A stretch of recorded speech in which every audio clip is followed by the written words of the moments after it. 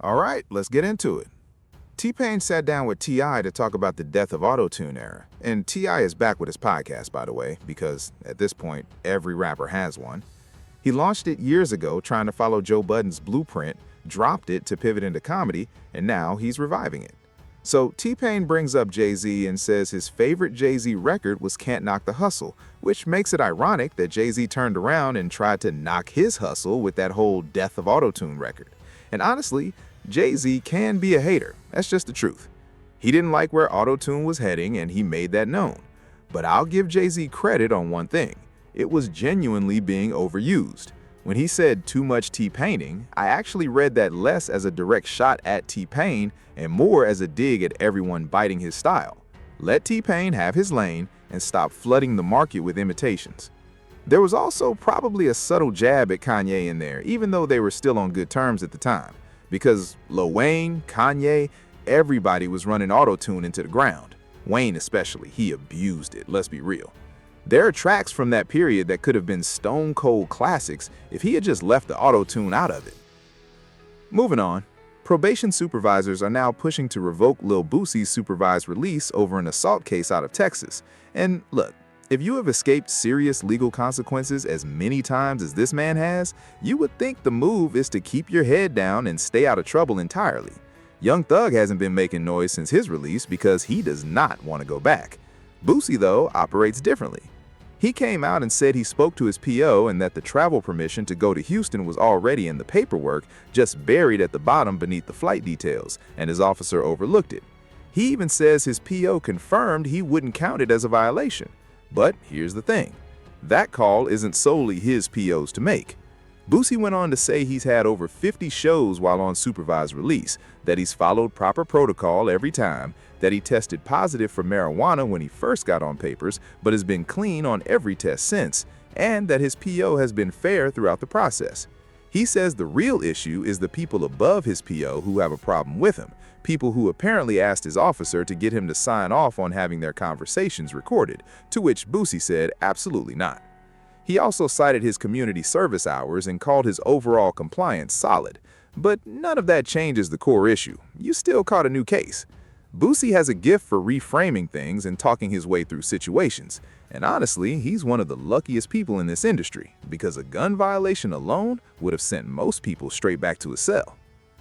Fat Joe believes the Roots have a problem with him. Every time there's a major hip-hop event or classic hip-hop celebration tied to the Roots, he's nowhere on the guest list.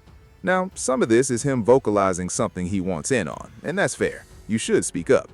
He also seems to believe he has the biggest platform in the podcast space right now, which is a stretch. But his broader point about being excluded is valid. Fat Joe has genuine classics. He's been a staple of this culture for decades. The fact that he keeps getting left off these events is strange. Either the Roots have something personal against him, or, and this wouldn't shock anyone, there's someone behind the scenes pulling strings.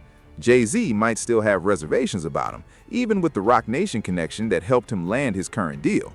You never fully know what's happening in those back rooms. Now, Dean the Great and Adrian Broner nearly came to blows because Broner apparently isn't pulling his weight when it comes to shared expenses while they're traveling together.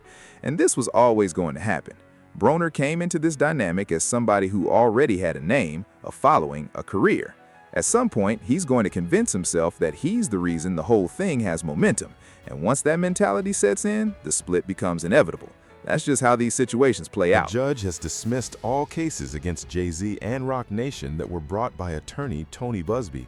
And now the tables are turning because Jay-Z is coming after Busby for damages, reportedly claiming $190 million in lost business opportunities as a result of those allegations. Busby's in serious trouble. The idea that he was going to shake Jay-Z down and get a quiet settlement was always a miscalculation. Jay-Z does not have the profile of someone who pays to make things disappear when he believes he's in the right. Busby overplayed his hand badly. There's also a post circulating from what appears to be a Kevin Durant fan account, or possibly a burner, claiming that Kendrick Lamar and Jay-Z are teaming up on a joint project aimed at Drake, following Drake's return to dominance with his album Iceman. And honestly, I believe something is in motion. At minimum, a collaborative record between Kendrick and Jay-Z feels like a real possibility right now. On a different note, Drake's co-parent, Sophie Brousseau, has officially gotten married. She recently wed F.A. Calasanz, a 26-year-old Muay Thai fighter, in a ceremony in Turkey. So Drake is now navigating a co-parenting situation with a married woman. Lamel from the Zeus Network sat down with Jocelyn after she made a series of accusations against him, comparing him to Diddy's son, alleging mistreatment of women, the whole thing. She has since walked those statements back. Her show was also reportedly being moved off the Zeus Network, which Lamel oversees. The apology was almost certainly part of the resolution, likely tied to money she says she was owed. Whatever business disagreements existed between them, piling on public accusations of that nature was the wrong move.